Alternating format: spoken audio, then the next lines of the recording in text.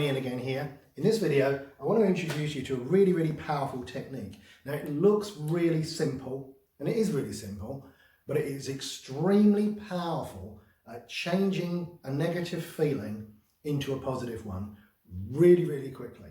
Now this could mean something like a feeling of anxiety or nervousness or something like that, but it can equally be used for things like pain as well.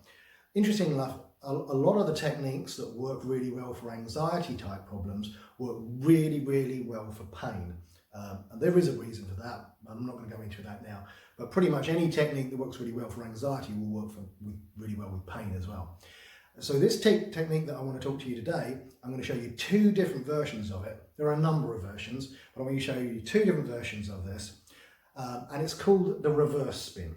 Now, the reverse spin comes from the work of Richard Bandler when he used to teach something called neurohypnotic reprogramming. Now, I know if you search the internet, you might think that somebody else created it, but they didn't. It was created by Bandler in the 90s. I did some training with him in the 90s, and he unveiled it at that particular training. So it's a really cool technique, and it works very quickly. It can be used as a standalone technique, but it can also be used as something you can add in if you want to increase the intensity of something. So it's a really cool technique that you can use at any time. You don't even have to be in a therapy situation. You can work with someone really quickly. You don't have to get into any content with them, but you can help them straight away. I've used this quite a few times in situations in the public where someone has experienced some particular problem, like an anxiety or a nervousness, and I'll be able to work with them really quickly. I don't need to know anything about what the problem is, and it really helps very quickly. So it's called the reverse spin. And like they say, the clue's in the title. So here's version number one. Now this is one of the versions I really like, and I learnt this particular variation from Steve Andreas. For those of you who don't know, Steve Andreas unfortunately passed recently, but he's an absolutely fantastic NLP trainer. He was right there from the early days. He's authored so many books on hypnosis. His training company, NLP Comprehensive, is probably one of the best training companies in the world if you want to learn NLP. They bring in some incredible trainers there. And this is his variation of it. And it's very similar to what Bandler taught originally. Bandler did a number of variations depending on what training he was doing and what client he was working with. A bit like Erickson, he would vary what he was doing depending on what the client was saying. So step one, identify the feeling.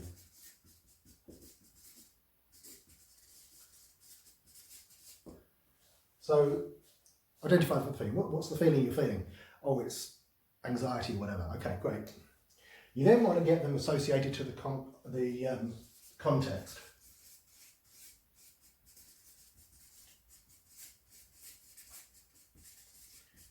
Now, if you've watched the video that I put out on the meta pattern, this is pretty much step one to everything I do. You have to get the client associated to the feeling and in the context. It's really crucial. I do teach this on my classes, but it's not an easy thing to put into a short video because it's more of an experiential thing. But if a client comes in with a whole ream of problems, don't try solving them all at once. You know, if someone comes in and says that I've got anxiety, and you say to them, okay, so when and where do you get it? Oh, I get it all the time. Yeah, okay, pick one. What you want to do is to work with one specific example at a time. Pick one specific context. So identify the context and associate them to the context. So whatever it is. So I get really anxious when I'm talking to my boss. Okay, so imagine yourself there with your boss. Okay, and he's looking at you. How do you feel? Oh, I've got this feeling in my stomach. Great, okay. Where do you feel it? So you're looking for the location.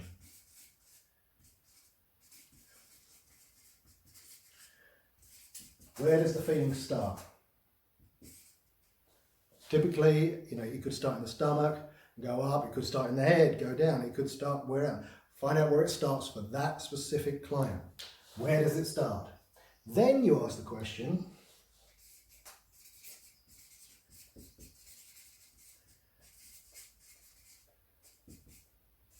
where does it go to?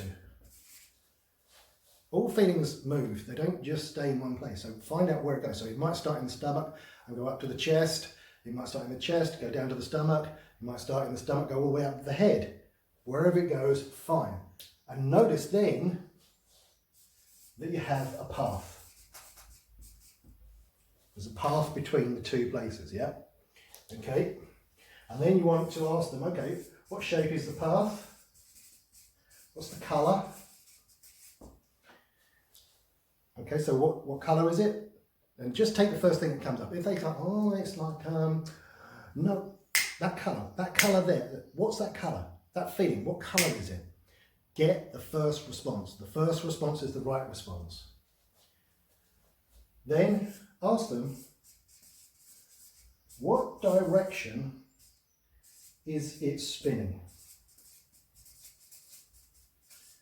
And it's the path that's spinning. So it's not what starts down here or what's up here, it's what way is this path spinning? And you get them to try it. So what way is it spinning? Now, if they say, right, okay, it's spinning clockwise, for example, you go, great, here's what I want you to do. I want you to spin it a little bit faster clockwise. What happens? Oh, it gets worse. Brilliant. Now, this is really important, and it's in a step that so many people leave out. A lot of times, you want to make things worse before you make them better. This is straight out of Erickson's work. He would, if someone came in for saying they wanted to lose weight, and let's say they were 200 pounds, and they say, I've tried everything to lose weight, I can't lose weight. I've just got no control over my eating. And you go, great, okay, here's what I want you to do. I want you to go away and I want you to eat as much as you can for the next 4 weeks and don't come back until you've gained 20 pounds. And they go, what are you mad? I want to lose weight. I don't want to gain weight. He said, do what I say. I want you to go home, eat as much as you can, come back in 4 weeks' time, but only come back when you gain 20 pounds. And of course, they come back somewhat confused 4 weeks later, having gained 20 pounds. He's then just proved to them that they can control their eating because they've made it worse. And this is really, really useful to use in a lot of these techniques. If you can make, because if you're working with pain, for example, and let's say you say to the person, okay, on a scale of 0 to 10, how bad's the pain? And they say a 9. And you go, okay, great, I want you to do this and bring it down to a 6. They're going to go, what are you, nuts? I can't control it. If I could control it, what the hell would I be doing here? But if you say to them, okay, so it's a level 9, okay, and you feel it now, right now it's a level 9, yes, we're a level 9, I want you to make it worse. And they go, what do you mean? Intensify that feeling, make it a 10. Can you do that? And I go, oh God, yeah, I can do that. Straight away, you have just taught them that they are in control of it. Now this is key, because if they can make it worse, they can make it better. So you find out which way it's currently spinning, yeah? Okay, so you get it spinning, it's the path that you're going for. Then you have them reverse the spin. Have them spin it in the opposite direction. Whichever way is the one that makes it worse, have them mentally swip it round and spin it in the opposite direction and have them change the colour of it. Add sparkles. And even add a giggle. So you say to them, okay, great, so it's spinning this way, yep. Okay, what I want you to do is I want you to mentally grab hold of it and spin it in the other direction and change the colour to your favourite colour. What colour would it be if that colour was, if it was making you feel much better? Oh, it'd be pink. Great, spin it, make it pink, spin it really fast, add some sprinkles into it, add some like fairy dust, add some sprinkles in it, add a giggle. You know, it's so much better if you had a giggle in there, just make it laugh. And the funny thing is, the faster it spins, the funnier it gets. That's it, the faster it spins, the funnier it gets. And as you keep spinning it that way, I want you to now think about that situation with your boss. As you think about that situation with your boss, how do you feel right now? Well, it's just ridiculous. I feel fine. Great. Keep spinning it. You know, really try and get back to that old feeling. Go on, you can do it. I mean, you used to be good at this. Spin it. Keep spinning it. Add those sprinkles, a little bit of giggle. Think about your boss. What you've done there is associated that feeling to that trigger. So again, this follows the meta pattern. So The last step, which I've run out of paper, is then associate that to the problem context.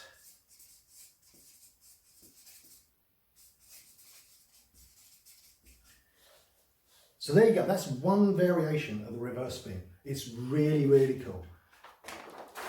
Now, next variation. Very, very similar in thing, but it's got slight variation. And which one you choose is up to you and really depends on the client. So again, step one, associate to context. I guess you're noticing the pattern here. Right.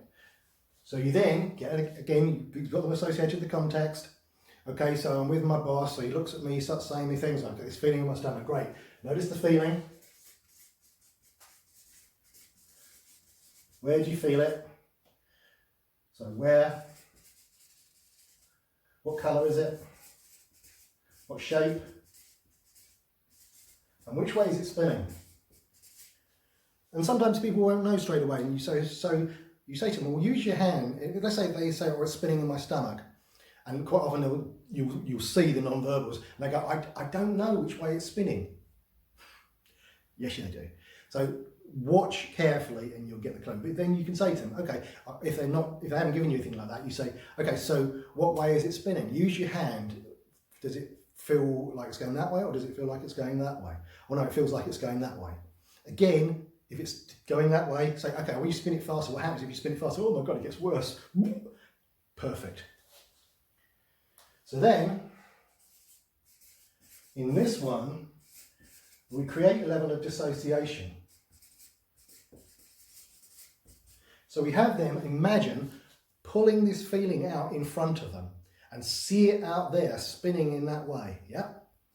And then what we want to do is we want them to have them mentally grab it, so literally with their hands, have them grab that feeling and flip it round the other way and spin it in the opposite way, really fast. Get them to use their hands. Now there's an advantage in using their hands, because if you know anything about neurology, you've got so many neuroreceptors that go in from your hands up to your brain, so it activates so much more of your brain if you're using your hands. So by having them do that, it really helps the process. So step 4, they grab it and spin it in the opposite direction.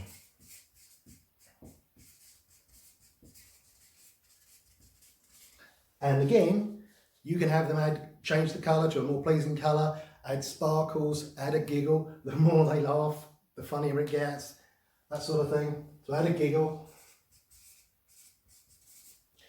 Then, step 5, you reassociate that feeling, you pull it back inside. So you pull it back inside, still spinning it in a new direction with a new colour, with the sparkles and the giggle.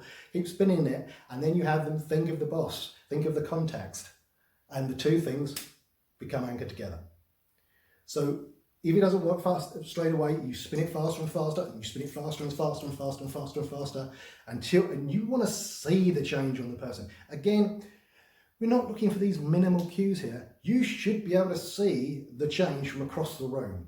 So really, really get them fully associated into them. Get them laughing. Again, this is a great one to use with physical pain. It really works well. You'll be absolutely amazed. I've done this with so many people with physical pain. It's ridiculous, and the results are instantaneous. So practice these two techniques. They are really, really cool techniques that you can use with so many problems. They can either be standalone techniques, or you can bolt them into other things, and you can use them anytime. You can also teach your clients to do this as well. So say that they can do this at home or whatever. So really, really use it. It's a very powerful technique. If you have any questions, you know where to get in contact with me, and I'll see you soon.